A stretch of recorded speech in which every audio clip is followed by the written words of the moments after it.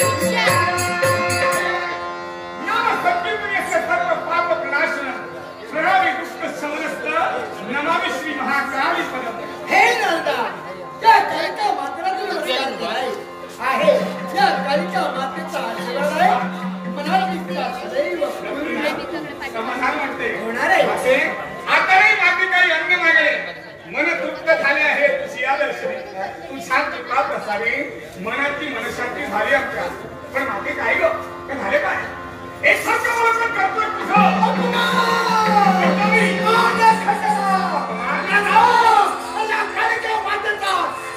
भंग होतोय याच्यासाठी ही कालिका माता विचार करते. माते तुझा अपमान आजपर्यंत तुझा उपमर्द करणारी व्यक्ती कुणी निर्माण झाली नाही. मग सांग असा तुझा उपमर्द केला नाट्यतत्वातील मच्छिंद्रनाथ हो, याच्यामुळे देवतांचा अपमान होत आहे. काय खरीद मध्ये नाही तो काय खरीदलाच हे समाजाच्या प्राणवाच्याचा हरण करणं जेव्हा धर्माच्या तत्व असतेवेळी आणि तो आपल्या कर्तव्यात निमित्त असता एके दिवशी राजा त्रिविक्रम यांचे पंचबाण जेव्हा धर्माच्या पालत असतेवेळी त्याचा मच्छिंद्रनाथाने काय केलं? अरे त्या राजकन्याच्या दास प्रवेश करून मुलांच्या जीवनाला दिलं. आणि अशा प्रकारच्या त्या यम धर्माच्या कर्तव्यात खंड पडू लागला, त्याचा अपमान होऊ लागला. त्याचा अपमान तो माझा अपमान आहे.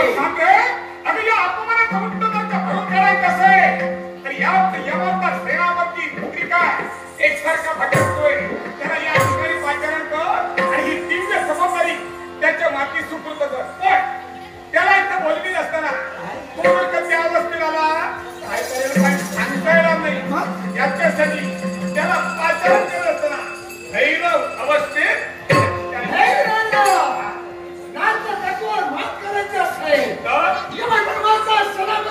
विचार याला प्राचारण ठरवायचं आहे. पण भैरव वेशात ठीक आहे. कोण रात्रिकाल भैरव वेशात ईश्वर आहे.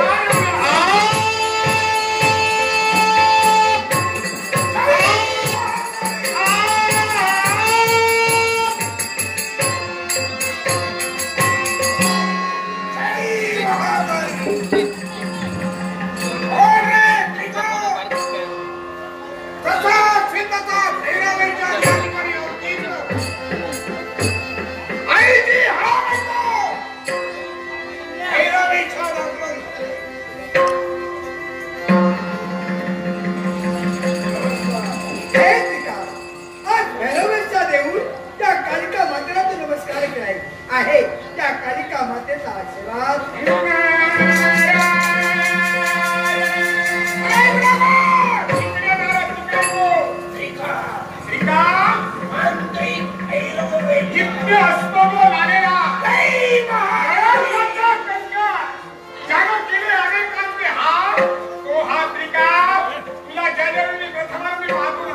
माझं मन भरून येते. बरं वाटतं तुला? बरं वाटतं.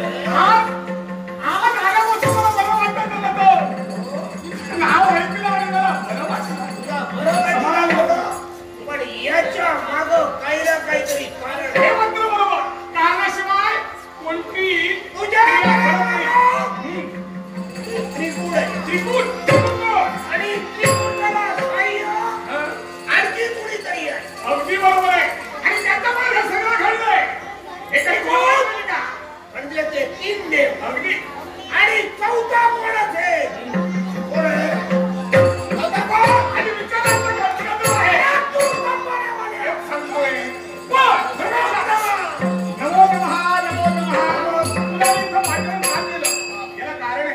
कारण दिव्य जबाबदारी माझा तुझ्या माती येणार आहे. जबाबदारी माझ्या माती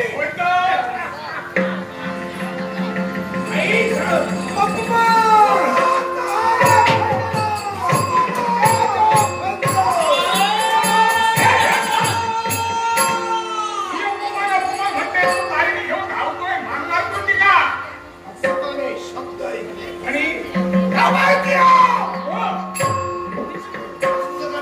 अरे पण मला सांग अपमान लाल गुंड झाला आणि ज्यानं अपमान केलेलं आहे त्याचा सोड उघडण्याकरता जात असताना आठवण झाली. म्हणून थांबला. कशासाठी? नाव विचारायला विषय नाव मला वाटलं ना मार्ग दिला खबरतोय. बरोबर बरोबर आहे का? माझ्या कोण आहे?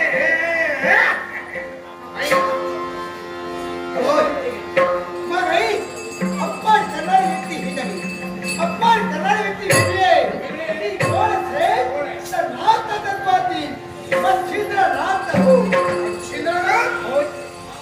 या नाथतत्वातील वच्छिंद्रनाथाने तुझा अपमान केला हो.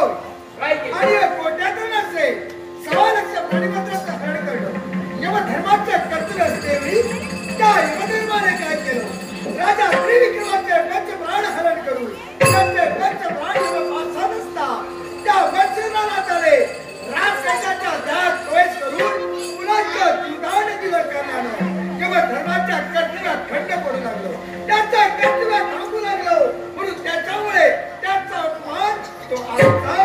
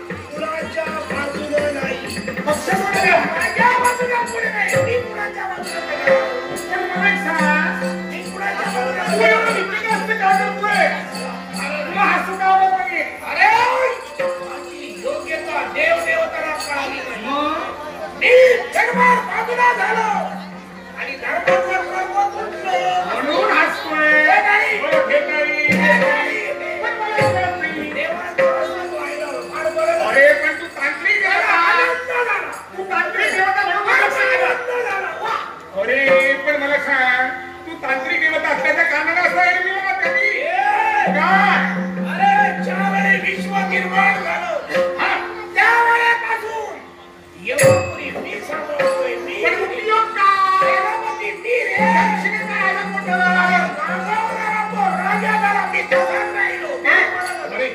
संधी भोगा कर्माची फळं भोगा. मान्य आहे, पण ही नाणी संधी तुझ्या जीवनात चालून आलेली. अरे या यमापेक्षा श्रेष्ठ तू होऊ शकतो. ज्याप्रमाणे माता सांगते त्याप्रमाणे वागला तुझ्यासारखा भाग्यवंतच तू श्रेष्ठ होशील. माझ्या शब्दात विश्वास ठेव. काय म्हणतोय?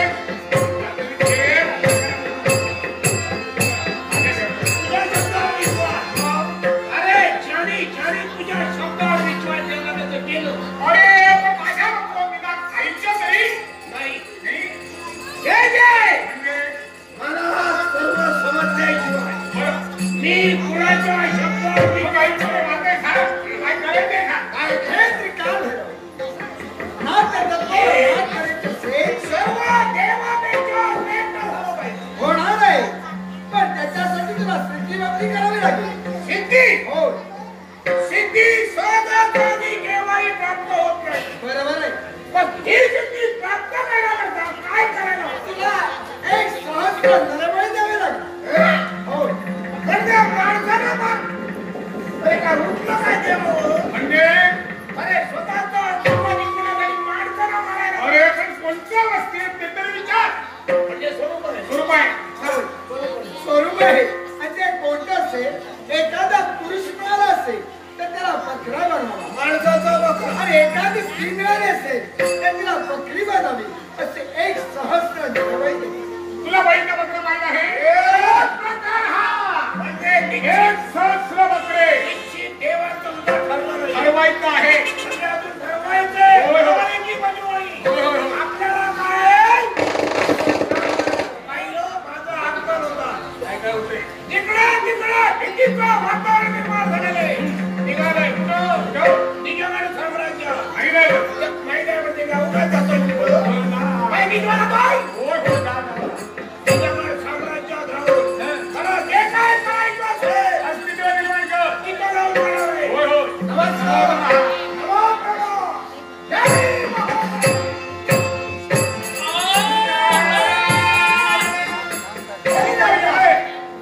काल झालं गेले दिलेली जबाबदारी पूर्ण करण्यासाठी हा कोणत्या तरी आपली जबाबदारी पूर्ण करतोय. हे पाहण्यासाठी ही कालिका माता अदृश्य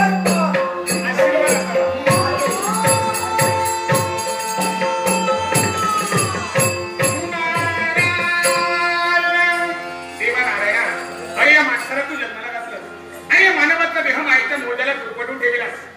आशेच्या मागे धावत सुटणारा मनुष्य प्राणी निराशेची दोरी ताणून धरून आशेचा प्रसंग उंच वेगवण्याचा प्रयत्न करतो आणि देवा शेवटी आत्मघातात परावृत्त होतो.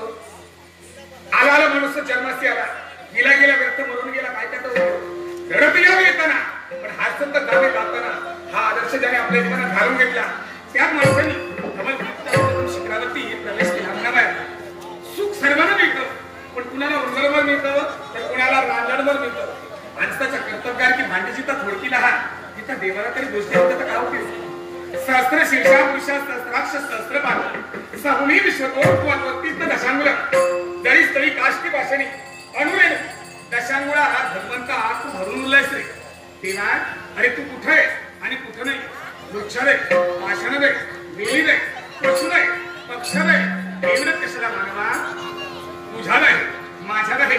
आणि म्हणून मला एकच म्हणावं असं वाटतंय, तुझ्या माझ्यात देखील साऱ्यात तू शोध नाही तुझ्या साऱ्यात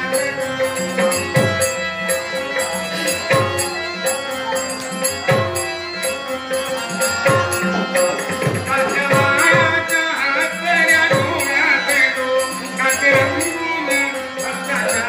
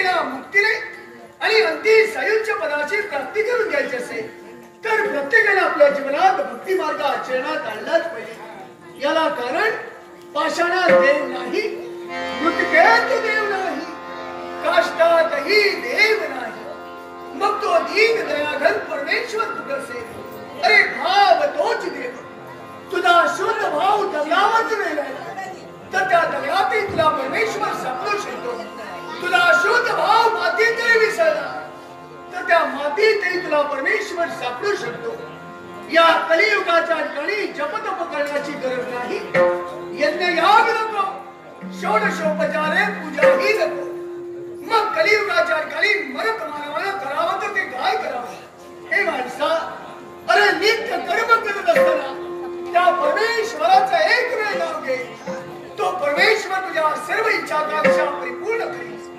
कृत प्रेतात वापराणी करी अशी 4 युग ठरली गेली. 4 चौकडीचा एक युग, 3 युग संपून कलियुगाला प्रारंभ होता. आम्हा ऋषभ पुत्रांना द्वारकेच्या ठिकाणी पाचारण केले गेलं. आमचं यथोचित स्वागत केलं गेलं. जलपान झालं, भोजनही उरकलं. त्याच वेळी आम्ही गोपाळ कृष्णाला प्रश्न केला, हे भगवन, आम्हा 9 नारायणाला तू द्वारकेच्या ठिकाणी का आणि कशासाठी पाचारण केले? त्यावेळी भगवंताच्या मुखातून निघणारे मुख होत्या, नारायण हो, कलियुगाला प्रारंभ झालाय. देवादी पुत्राने भक्तादी देव हे नातं 3 युगात ज्याप्रमाणे शाश्वत होतं, तद्वते कलियुगातही शाश्वत राहिलं पाहिजे. कारण कलियुगाच्या ठिकाणी कलिदेवाच्या प्रभावाला मृत मानवा अधोगतीकडे जाता कामा नये. मृत मानवाच्या कल्याणासाठी आणि उद्धारासाठी कलियुगाचे प्रवर्तक शिव शंभू आणि गुरु दत्तात्रय जो संप्रदाय स्थापन करतील तो नाथ संप्रदाय, आणि त्या नाथ संप्रदायाखाली भक्ती मार्गाचा प्रसार आणि प्रचार करण्यासाठी तुम्हाला अवतारा घ्यावाच लागेल. कलियुगाच्या ठिकाणी सती रुंदेच्या शापानं आम्ही सारे देव दगडाचे होणार. गंडकी नदीत पाषाण रूपाने वास्तव्य करणार. मृत मानवाची देवावरची श्रद्धा ढळता कामा नये. मृत मानव अधोगतीकडे जाता कामा नये. मृत मानवाच्या कल्याणासाठी तुम्हाला अवतारा घ्यावाच लागेल. गोपाळ कृष्णाची आज्ञा शिरसामध्ये आली. मच्छीच्या उदरी आम्ही जन्म घेतला म्हणून मच्छीदेवाला नाव ठेवण्यात आलं. काम्यकाळी शारदाच्या घरी आम्ही लहानाचे मोठे लागलो. पण ज्या कुलात आमचा जन्म झाला त्याच कुलाला मारून त्याचा विक्रय करणं हे आमच्या बुद्धिमत्तेला काही पटलं नाही म्हणून हाती रिक्षा पात्र घेतलं आणि मार्ग पटलेला पत्रिका 12 वर्ष अश्वस्थ वृक्षाच्या छायेखाली आम्ही गुरु दत्तात्रयाची खडतर तपसाधना केली. 12 वर्ष पूर्ण होता. कलियुगाचे प्रवर्तक शिव शंभू आणि गुरु दत्तात्रय आम्हाला प्रसन्न झाले. आम्हाला पूर्णत्वाचा आशीर्वाद दिला. हा मच्छिंद्र नाथ मुमुक्ष जनाच्या अवतारासाठी साबरी विद्यावरती कवित्व करावं म्हणून आम्ही तीर्थाटनाला सुरुवात केली. कित्येक तीर्थक्षेत्र मागं सोडून आज या निजग्रामी आमच्या येण्यात आलेला घातले भक्ती मार्ग पण आम्हाला निर्देशात 5 गृहीत आहोत. जय आदेश मारी भिक्षान 5 गृही कोणासीला अंग भिक्षा मागावी. तो कोणासीला स्मशान भूमीत नेऊन शिरवावा. गुरु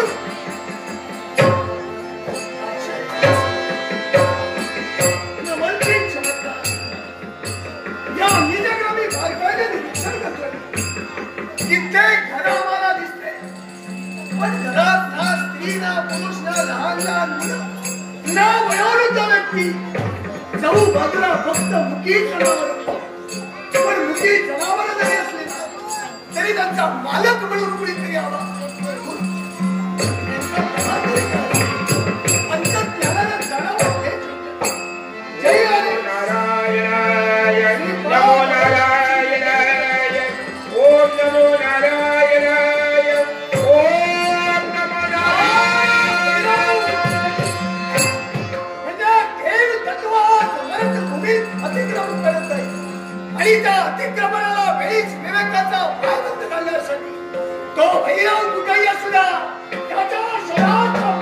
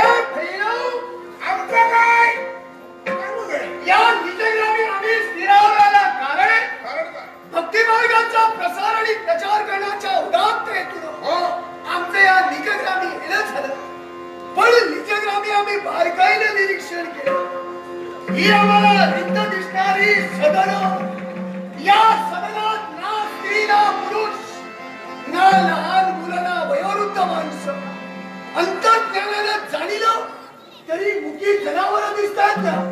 ही मुकी जनावरं म्हणजे त्या घरात असणारी माणसं, आणि याला जबाबदार तू आहेस हे आम्हाला कळून चुकलं, म्हणून आम्ही इथं स्थिरावलो. बरोबर. मी केव्हाही खोटं बोलणार नाही, कारण मी धर्माचा सेनापती आहे. केव्हाही यमापुरीचा सेनापती मी.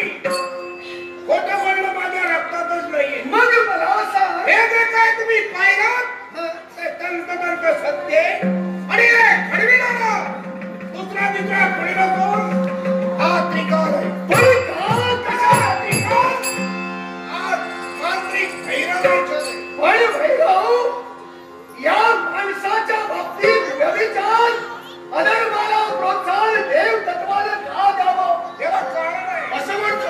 ज्या देवदेवतानं या त्रिकालाची योग्यता कळाली नाही, त्याचा देवदेवतानं धडा शिकवण्याकरता हा घाट मी घातलेला आहे. हे त्रिकाल, देव देवतांनी तुझा अपमान केला, मग देवतांच्या कर्माचं माप मरत मानवाच्या माती का पडतोय? कारण आहे, असं म्हणतो. ज्या देवदेवताने आपलेपणा जागृत झाला आणि या आपलेपणा जागृत झाला कारण त्यांनी धर्माला राजा बनविला. कोण? हा त्रिकाल. यमापुरीचा सेनापती तो सेनापतीच राहिला. हे त्रिकाल, विश्वकर्मानं देवदेवतासाठी जी शस्त्रास्त्र निर्माण केली, जे काय उरलं सुरलं होतं त्यातून विचारायला महान प्रयत्न केले. याचं काय करावं विचार करता करता त्यानं आठवलं, काय योजनाला असं त्याने पाच निर्माण केलं. आणि जो कोण पाच उचलेल तो यमपुरीचा राजकर्ता होईल हे त्यावेळी साऱ्याला ठरविलं गेलं. होय ना? होय. सारा देवदेवता तो पाच उचलण्याकरता पुढे सरकवले, पण कुणाच्या हिंमत नव्हती, कुणाच्या शक्ती नव्हती. निघाला काठीला त्रिकाल पुढे सरकवला. हा पाच उचलला. एवढ्यात तो धर्म केला. अरे विचार करायला हवा होता माझा. हे त्रिकाल, मला विचारायला तरी हवा होता. अरे यालाच म्हणतात, देवापेक्षा दैव हे प्रत्येकाचं एकमात्र असेल. जे दैव देवाधिकाऱ्यात चुकलं नाही, त्या दैवाचा दुर्विलास त्यावेळी तुझ्या बाबतीत घडला. ज्या विश्वकर्म्यानं देवदेवतांसाठी शस्त्र बनली, जे काही शिल्लक राहिलं त्याच्यात महाराजांनी पाच बनलेला प्रयत्न केला विचार. तो पाच कदाचित वेळेचं उचित साधून तू चालला असतात तर यमपुरीचा शास्त्र तो विक्रम कधी झाला नसता. हा त्रिकाल होणार होता. निमित्त नव्हे, हे निमित्त ठरलं गेलं. प्रत्येकाला संधी द्यायला हवी. मला तुला संधी द्यायला हवी होती. का दिली नाही एवढी? त्या पाशाजवळ तू होता, प्रत्येकाला संधी दिली गेली. मग वेळेत तू चालला असता तर यमधर्माची स्पर्धा राहिली नसता. मी जर तो पाच उचलला नसतो, मी म्हणतो, पण मी उचलल्यानंतर वाचलो होतो ना बापाला. अरे म्हणूनच म्हटलं, जे आपल्या नशिबी नाही त्याला रडत बसण्यात काहीच किंमत नाही. रडत बसणार नाही मी. म्हणून हे म्हणतोय आता पाहिजे. मला पाहिजे. देवता आपलं अस्तित्वात आपलं कोणत्या दगडात ठेवलं नाही. देवता हे परिवार देवताच्या बाजूला हो. सर्वांच्या कर्तव्यात खंड पडले. हे त्रिकाल, जोपर्यंत नाथ तत्व यांचं जरा गप करावं.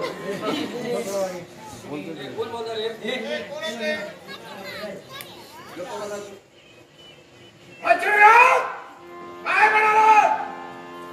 जोपर्यंत नाथ तत्व आहे तोपर्यंत मला साध्य होणार नाही. काय? या बंधनात पडण्याचा प्रयत्न करू नका.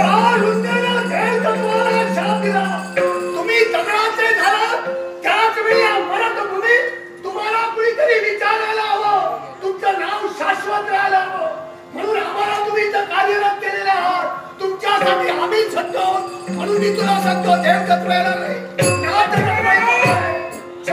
जबाबदारी दिलेली आहे ती जबाबदारी पार पाडणं तुझं कर्तव्य आहे ते काम माझं नव्हे. देवादी भक्त आणि भक्तातील देव हे नातं टिकविण्यासाठी देव तत्व आजपर्यंत कार्यरत राहिलं आणि देव तत्वाच्या अनुरूपानेच नाथ तत्व इथं कार्य करत आहे. मनुष्य मानवाच्या बाबतीत धर्मवाक्याचा देव तत्व देव तत्व वैरी म्हणून नाथ तत्व उभं राहिला मागे. ज्या महादेवाच्या डाव्या तोंडातून जो कप बाहेर पडलेला आहे मी ठिकाण तुला सांगतोय माझ्या कर्तव्याच्या हाडण्याचा प्रयत्न करतो होत्याचा करून ठेवीस तुला. या विश्वाच्या पाठीवर 72 कोटी रोग आणि 73 कोटी औषधं विधात्यानं 1 कोटी औषधं जास्त ठेवली. पण देव असो दानव असो मानव असो कुणाच्या सोवाला औषध नाही. पण एक गोष्ट झाली व्याधी निर्माण होण्यासाठी 3 जागा ठेवल्या वात पित्त आणि कफ. त्याच्यातील हा कफ या निजग्रामीचा अतिक्रमण करायचे तर त्या कफाला वितरवण्यासाठी हे नाथ तत्व पुरेसे झाले. याचा विचार करण्याकरता ज्या विधात्याला 3 जागा ठेवलेले या 3 जागा माणसाला मृत्यूच्या घरावर ठेवतात. तो प्रसंग तुझ्यावर येऊ नये असं वाटायला मच्छिंद्रपुरी भक्तवाचा भोगतारबाई मूर्तिमंत कृतीचा शास्त्र वरावर वार करून आम्ही कधी वादावून फिरलेला नाही. समुद्राला बळी झाला नागीराचा बरोबर नाही. मच्छिंद्र सुतावरून स्वर्ग गाठत नाही.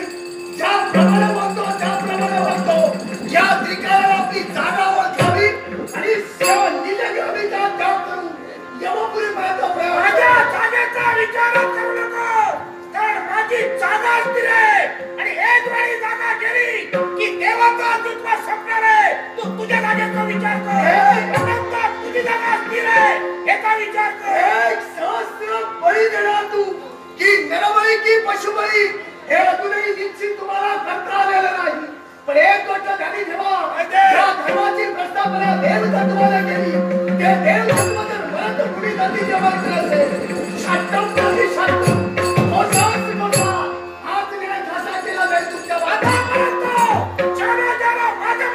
विचार केलेले ते रसात आला गेले पुन्हा केव्हा होत तरी धोका खाणार नाहीये. तो प्रसंग तुझ्यावर येईल. हे इतरांच्या बाबतीत असेल मच्छिंद्राच्या बाबतीत दबाई मी ज्याप्रमाणे वागतो त्याप्रमाणे वागतो.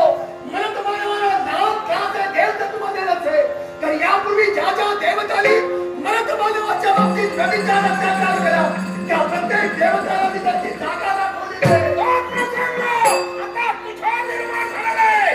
आता तुझी जागा काय याचा विचार कर आणि पाऊल पुढे नाही. तो पकडलेला वाघ तुझ्या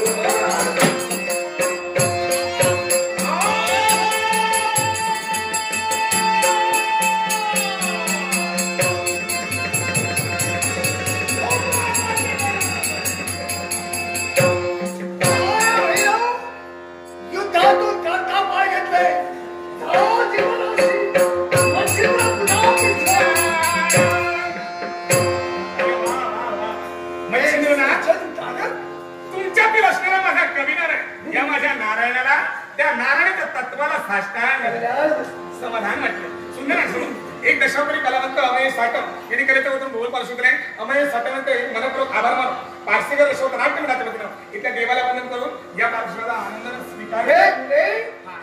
तीन कालखंड म्हणजे 12 वर्ष अगदी बरोबर. पाण्यात राहून त्यांनी ब्रह्मदेवाची तपसाधना केली.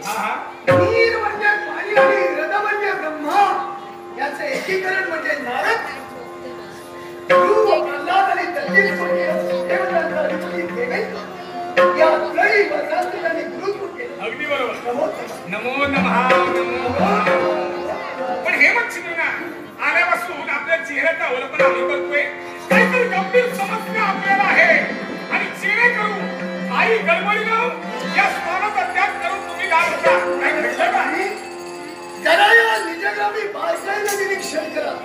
काय दिसतंय का तुम्हाला? एकच जिकडं तिकडं या निजगड ग्रामी मी पाहतोय मनुष्याची वस्ती दिसते पण त्या वस्तीत कुठं मनुष्य दिसत नाहीये. जिकडं पाहावं तिकडं बकऱ्या दिसतंय. हा प्रकार काय मला सुद्धा समजत नाहीये. माणसाच्या वस्तीत माणसं नाही तर मुकी जनावर आहे. अगदी बरोबर. मुकी जनावर जरी असली तरी त्यांच्यावर अंकुश ठेवण्यासाठी कुणी गुराखिराईला मानत नाही. हे ज्यावेळी आम्ही जाणीलं ना त्याच वेळी अंतर्ज्ञानानं पाहिलं यमधर्माचा सण सेनापती त्रिकाल हा झालेला अपमान दूर करण्यासाठी एक सहस्र नरबळी देणार आहे. अरे बापरे. नरबळी की पशुबळी अजून ठरलेलं नाही. ठरलेलं नाही. पण या निजग्रामी असणाऱ्या माणसाला बकरे बनवितोय, स्त्रियांना शेळी बनवितोय, लहान लहान मुलं पाठसोर घालवल्या त्याला जबाबदार तो त्रिकाल. हे ज्यावेळी जाणीलं ना त्यावेळी त्याच्या शोधार्थ निघाला होतो. पण तो जिथं उपस्थित शब्दाने शब्द मारला. काय घडलं? रूपांतर संघर्षात अरे बापरे. पाठीला पाय लावून पडतो. त्या कमाला प्रचंड विरवतो आणि नंतर मला वाटतंय मच्छिंद्रांना काही क्षण थांबा. तुमचं राष्ट्र या कपरूपी त्रिकालाला मित्रवण्यासाठी तुम्ही जात आहात. पण तरी का याला निमित्त मात्र तो त्रिकाल असला तरी हे घडवत त्रिकाल घडवत नाहीये. हे सारं घडविते कोण माहिती का? देवतातील घटामध्ये महाकाली होता. का विचारायचं असेल तर त्या महाकाली मातीला जाऊन का विचारा. म्हणजे हा त्रिकाल फक्त निमित्ताला यामुळे याला जबाबदार दुसरी तिसरी कुणी असून महाकाली माता आहे. असुरांच्या घातासाठी ज्या शिवशंभूने हस्त निर्माण केलं जिला जबाबदारी पूर्ण केल्यानंतर चिरनिद्रा राजा मुचुकुंदाप्रमाणे मागितली आणि त्या निद्रेतून जिला जागृत अवस्थाच्या मच्छिंद्रानं दिली महाकाली जबाबदार ही महाकाली माता आहे. मग नारद महामुनी आता काय करा? चिंता नसावी त्या महाकालीपर्यंत नाही आणि प्रत्येक प्रश्नाचा समान उत्तर आशीर्वाद.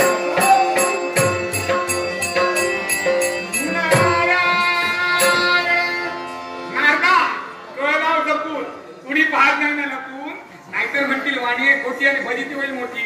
कसा लढविला नारदाने कामा कळी सगळ्या देवतांच्या नावा. हा कळलावे नारदाचा प्रताप देवतांच्या डोक्याला उगाच ताप. त्यांना सांगतोय मी आणि यांना सांगतोय मी. पण हे असं मी का करतोय याच्यातून पुढे चांगलं मला निष्पन्न करायचंय. पण देव दानवाने मानवा कळ लावायला हा नारद जबा. पण याच्यात होतंय काय? सारं जग मला दूषण देते. कुणी आगला म्हणतात, बोंबारा म्हणतात, उभ्या शेणीचं नक्षत्र म्हणतं, कुणी सपाट पाहतं म्हणतं. पण आमचं कसं आहे? कुणी निंदा कुणी मंदा हा म्हणता आपला जनहिताचा रंगा. निंदा रे मदला कोणी मंदा रे मदला.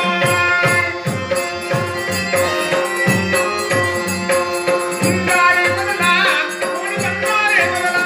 आत्मा छान कलहाची रे नाराज आत्मा छान कलहाची रे.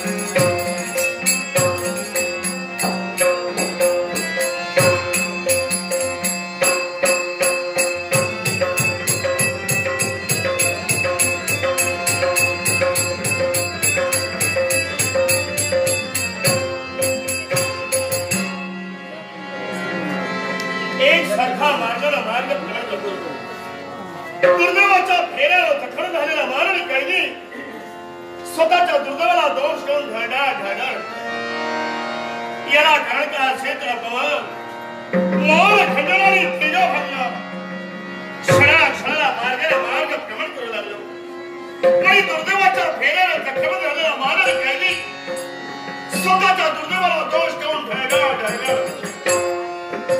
याला कणका क्षेत्र कोण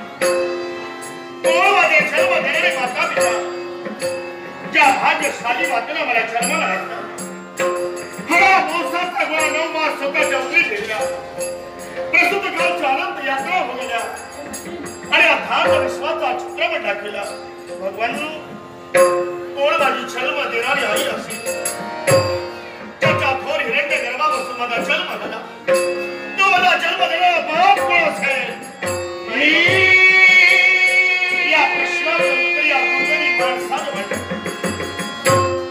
क्षणाला मार्ग भ्रमण करू लागला आणि सारा समाज अनेक प्रश्नांचा परिमाण करतोय साधे अनाहुत माणसं परोपकारासारखा धर्म जरा स्वीकारलाय तुझ्या आईत राव सांगशील खावा तुझा जन्म देणारा कोणी कळेल खावा भगवान माझ्या आईत राव मला सांगते माझा जन्म देणारा बाप कोणी मला माहिती म्हणून हा सारा राजशास्त्री समाज आणि समाजाच्या मुखाने शब्दही बाहेर पडले या पुराचा जन्म झाला तो कौमार्य अवस्थेत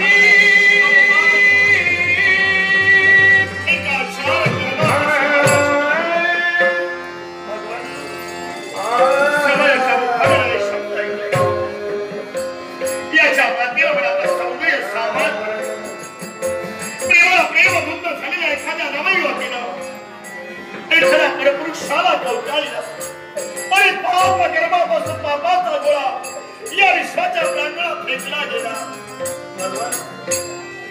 खरंच मी पापी आहे का माझा जन्म कौमार्य अवस्थेत झालाय का या दुर्दैवी माणसाचा जन्म चार गर्भापासून झालाय का हे अनादी कलापासून आकाशात कापणारा नवलक्ष तारा परमेश्वराने प्रकाशाप्रमाणे तुम्हाला अंतःकरण दिलं असेल मी एका माणसाच्या दुर्दैवाचा भयान केला असतो हे खचित ठेवल्याशिवाय नवन वास्तव्य घडाला नवलक्ष तारा मिळाल्याचे अंतर्गत राहतात आणि स्वतः अंतर्गत जन्माचा प्रकाश देणारा हो हे नवलक्ष तारा माझ्या प्रमाणे तुमच्या आई बापाचा विचार असेल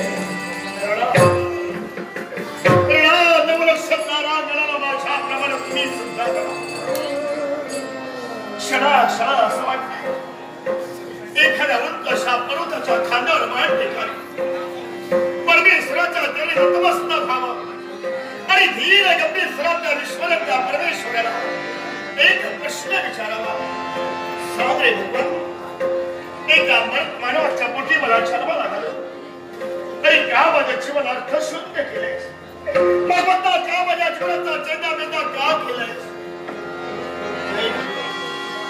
नैरावाक्य वाहणारा गंगा जमुना पुष्प स्वरूप आज तुझ्या चरणी समर्पित करतो फक्त एक दिवस माझ्या स्वप्नातली अवसार माझ्या आईचा मला जन्म दिला मला जन्म दिला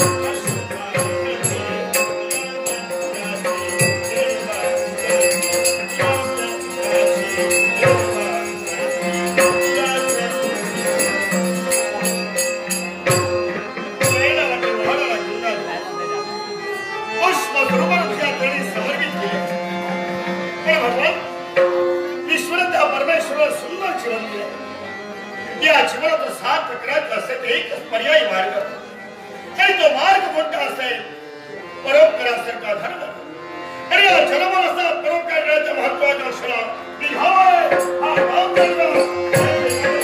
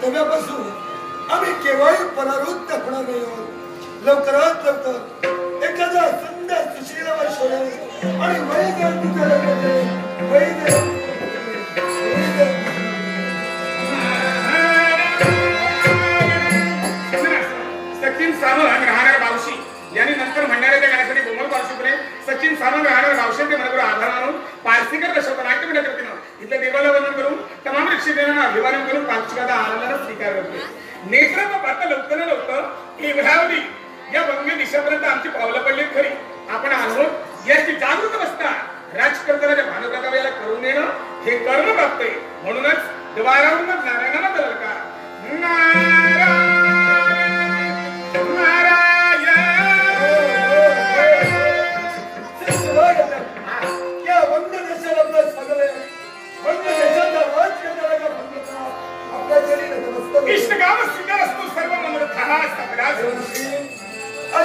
तुमचा आशीर्वाद मला मिळाला खरोखर मी कृतज्ञ.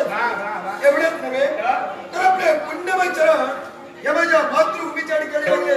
देवर्षी माझी मातृभूमी पतित पावन झाली. पतित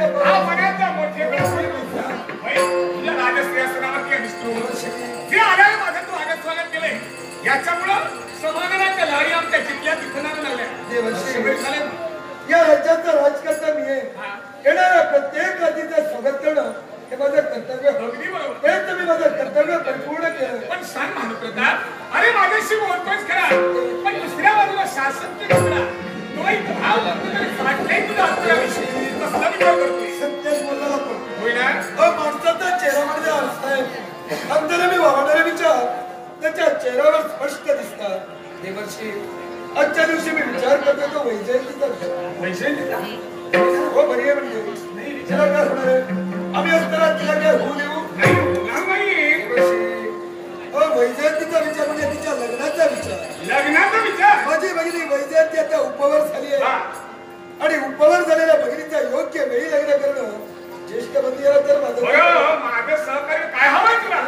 देवर्षी आपल्या येणाऱ्या आमचा आनंद त्रिकंडात समाविष्ट झाला आहे आणि याच्या मुळाचे कारण काय असेल तर या त्रिकंडात आपली भ्रमंती तेव्हा आमचं उत्तर करा आणि लवकरात लवकर वैजयंतीसाठी एखादा सुंदर सुशील एवढंच ना बरेच दिवस झाले ज्यावेळी आलो होतो वैजयंती लहान होती आता चंद्राच्या कले केल्याप्रमाणे वाढली असणार तिथं मुखावरून करणार आणि तिच्या सौंदर्याला सारेल शोभे असा युवक मी शोधून काढणार. म्हणजे देवर्षी मला समजून करेल प्रथम वैजयंतीचं सौंदर्य पाहणार आणि त्यानंतर तिच्या सौंदर्याला साजेल असं बऱ्याच दिवस झाले पाहिलं नाही तिला केव्हा एकदा पाहिलं असं माझ्या अंतकरणात दरबारीची वेळ झाली इथं देणार आहे.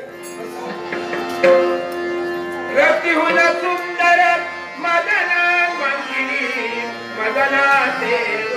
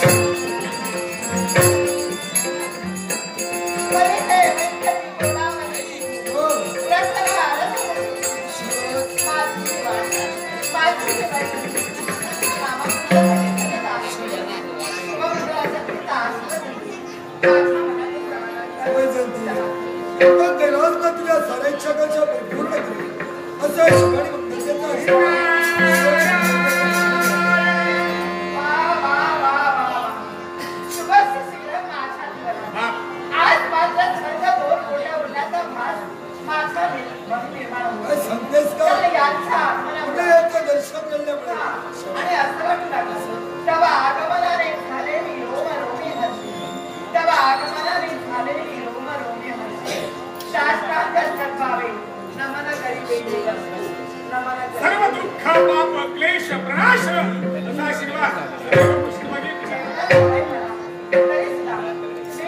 सारा विश्व चिंता येतं आणि त्याप्रमाणे आणि यांच्या चरणकमलाची सेवा मला करायची.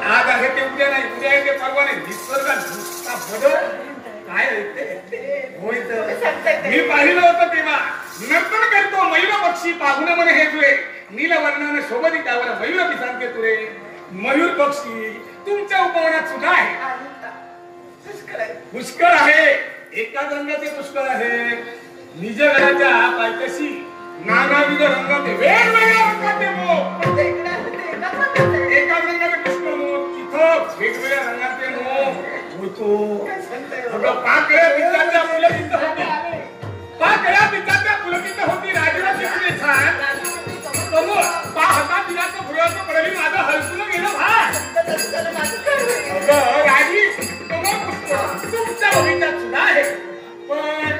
लाल रंगाची पुष्कर आहे घराच्या पायच्या पाशी वेगवेगळ्या रंगांची कमळ वेस्टच्या निळ्या पॅन्टचं वैशिष्ट्य आहे आणि ते तू न्याहावं मग हात मारून घे माझं नाव पुढं काढू नको भूताळा माहित का इच्छा तुझी आहे तुझ्या वतीनं माझ्याकडे जाते असतं का मी आहे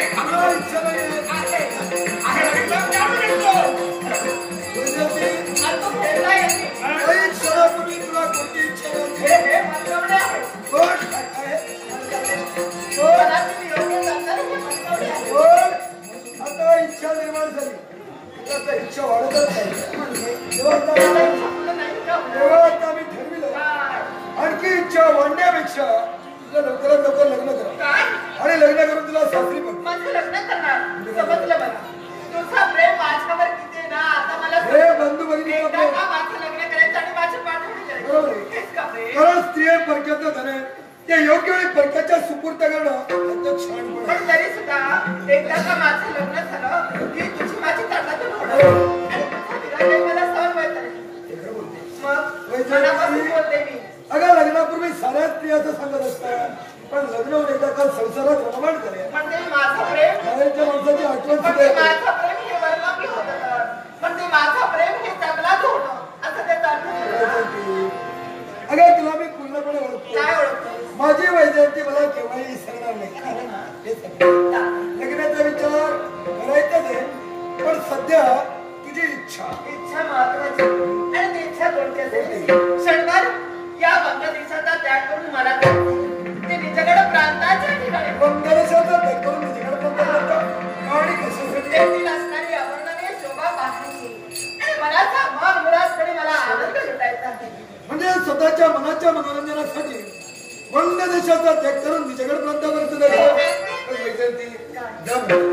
माझी तुला आज्ञा वंद देशाचा त्याग करून निजगड प्रांतापर्यंत मनाचं मनोरंजन कर वेळेचं बंधन मर्यादा वर्तन करू नको मनाचं मनोरंजन करून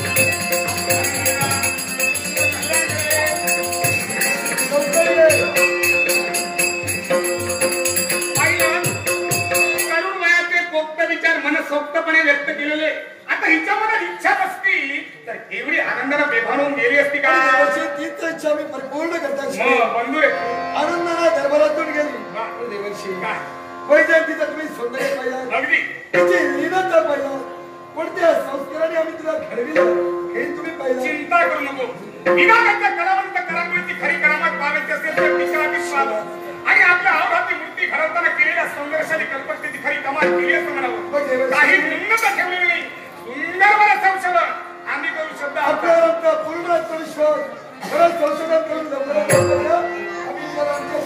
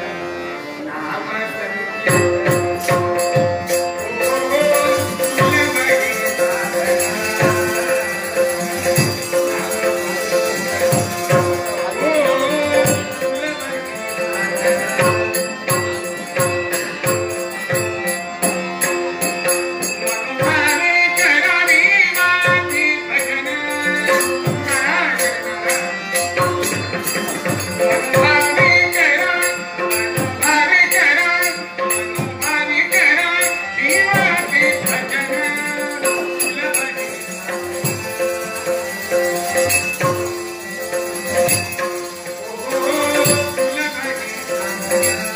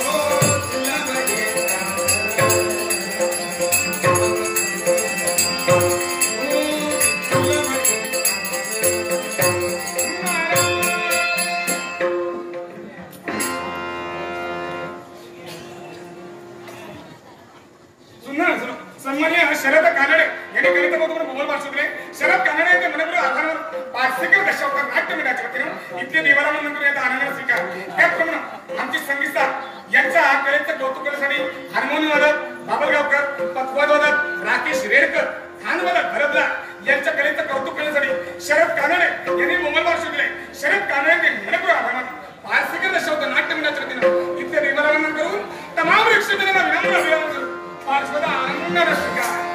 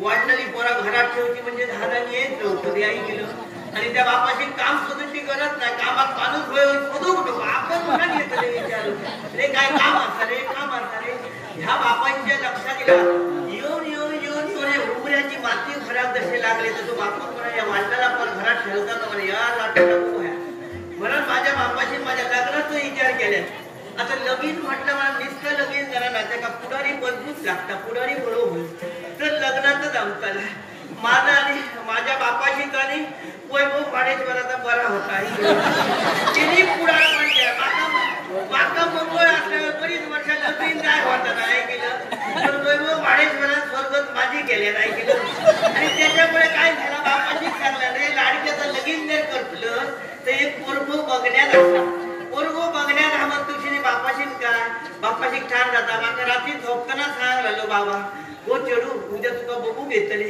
आता बघू घेतले तर शिरपल्ली रातभर माका झोप लागता उद्या बघू घेतलं तर आदल्या रात्री खायच्या पोर झोपात झोपत नाही ती रातभर नुसतं ह्या कुशीवर त्या कुशीवर परतान बसले गेलं उजाड्यापर्यंत सगळी होतू ना कळवटले स्वप्न किती लग्न झालेली पोरा माका सांगत भो गावलो पाहिजे ह्या गावचा त्या गावची सगळी स्वप्नार गेले आणि शिरापल्ली सगळी होतू ना कळवटलं आणि म्हटलं वैभव हल्लो भो तरी बघूया बसलो मला राम बरोबर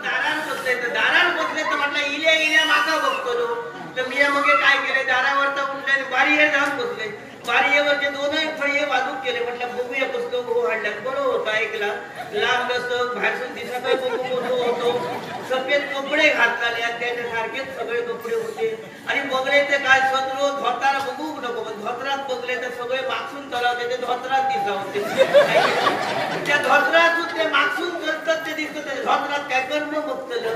त्याच्या धोत्रात बघता बघता खळ्याच्या पेरी ऐकलो आणि ते आकाडे 2-4 बापाचे रेडे येतात मला घातलेले होते. ते आकाडे टळटळावर पिंचे अरे हे डोकं मोडको होतो तो पुराणाने भूतूत किती बघले डोकं मोडको. जेव्हा आकाडे टळटळावर पिसून टाकले तेव्हा माझ्या लक्षात दिला तो डोकं मोडको. मी माझ्या बाबाच सांगले बाबा माका होऊ नको बापूशी त्याचा चिरू होऊ नको की द्या.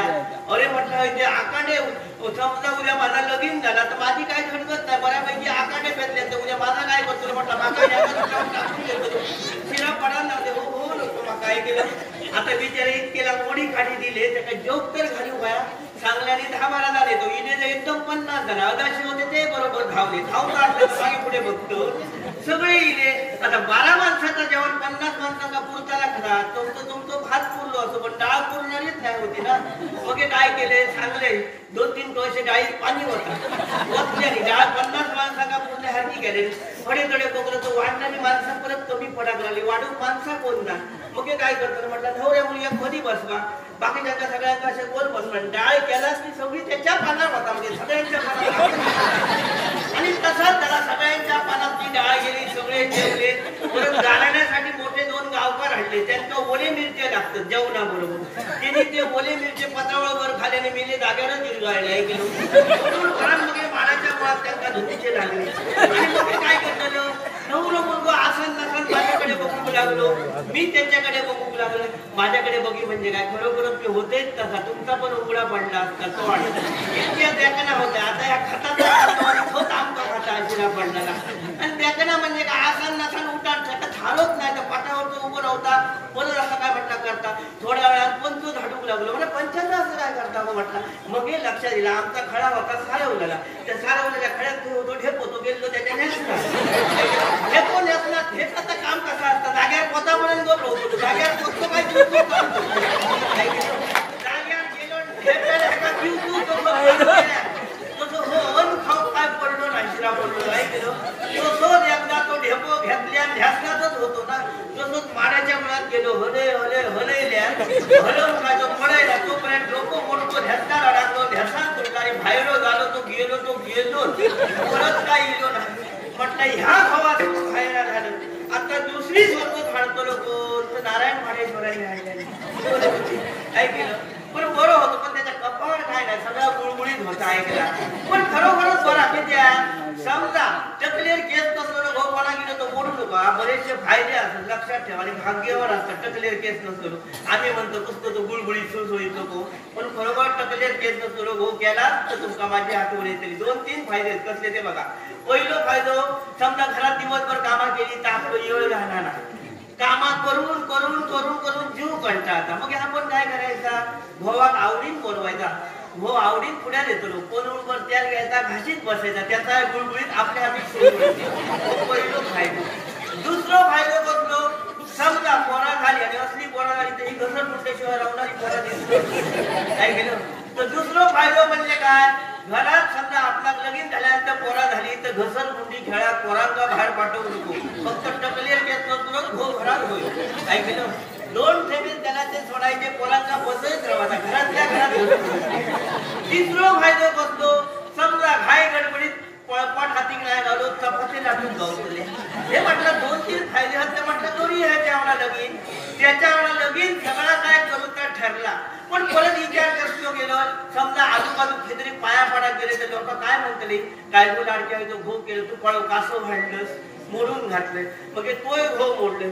तिसरं मग एक कदम ड्रायव्हरांनी हाडले बरं होतो म्हणजे बाहेरसून दिसा काय बरं होतो लांब लचक होतो सात कसं होतो सगळा काय होता.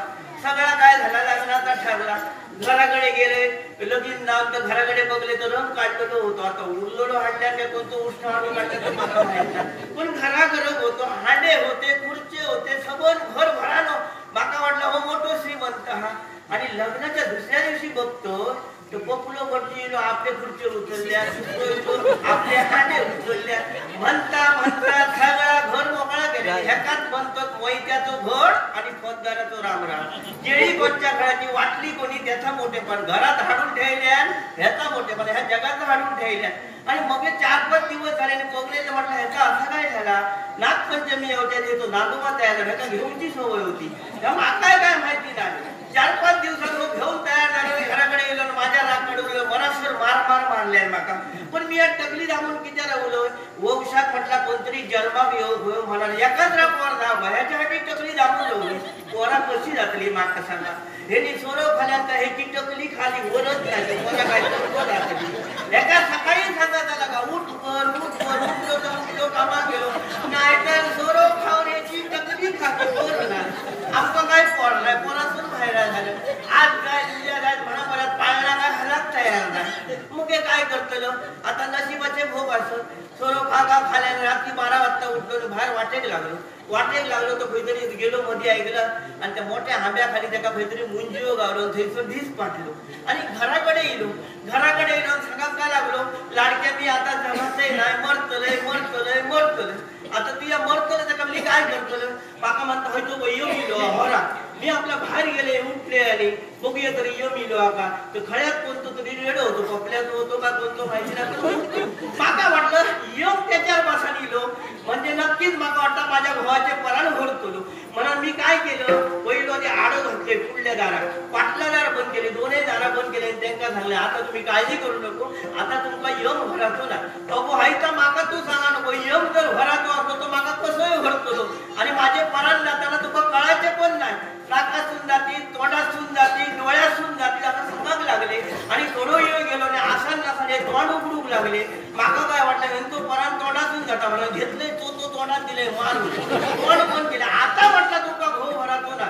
अरे इतक्या सांगतो की आसान नसा नाकाच्या पुढे फुलव लागलो. माका वाटलं हे नाका नाक आणि तोंड धरलंय गाफूड आणि माझं फ्रीज मारून टाकलंय गेलं खवरसून मोकळा झालं. हो मेलो तो मेलो दोन्ही ढेगारून करून देलो. आजूबाजूचे सगळे इले माका इथे लाडक्या आहे त्याला खाल्यान का मी या सांगतोय तो मारले आणि मारून टाकले. मला मी कसाच घबरवले आणि काय सांगलं माणसाचे परान जाताना ह्या खाऊ काय ता खाऊ वाटतं मला फडक्या घास मारल्या ना सांगल्याने घबरवले. आता ह्याचा म्हटलं आता करतानाच काय म्हटलं उठला आणि धगवून या उचलल्याने आणि धगव भरतो तर ह्याचे दोन्ही तमडे ताट केले ते लागले उगल्या काढका. परत माझ्याकडे येले गो लाडक्या ह्या ताटक्या बाहेर जाणार ना उगल्या काढाकता. आता उगला काढून का ह्याचे डोके तोडूचे. आता खायचा बाल माणूस सांगताना कसं अर्थ तरी घोवत मातो डोके तोडावून सांगा. मी मात्र एक विचार केले महागाईचा विचार केले. समजा उगला काढला तर परत लावतो करतो सुतारांगत होतो ज्यांना आधी वेळ नाही पडलो. आणि परत दुसरी गजाल म्हणजे काय आता परत खर्चाची बाजू असा मी काय सांगलं म्हटलं आता तुम्ही असा करा मेल्लो माणूस काय परत येतो नाही त्याचे डोके तोडा आणि म्हटलं त्याला धगवून या. गेले बाबा त्याचं काय केले चटके फेतले डोळे केले आणि धगव गेले. म्हणजे माझ्या मैत्रिणी कोण इले 2 टोपे हाडली कोणी 10 भाकरी हाडले. आता घरात माता सांगा घो मी लोकांच्या बाय म्हणून भाकरी आणि पेज खाताना मी खरोखर 2 पेज खाले 10 भाकरी खाले खाल्लं तर बिचारे हाडलेल्या वाईट वाटताना मनात ते खाल्लं. आणि त्या दिवसापासून घरात घो मेल्यापासून अमावस्या तो थाळ जाणार आहे कोणतरी रातचे गुंडे मारतात आणि दिवसाचे आवाज येतात घरात. म्हणा मी घरात थारणार नाही दिवसभर मरमर कामात असते ऐकला आणि आता ह्या कामात गेले कोण माझे पैसे आधी ठेवणार नाही तिला पडलो ऐकला.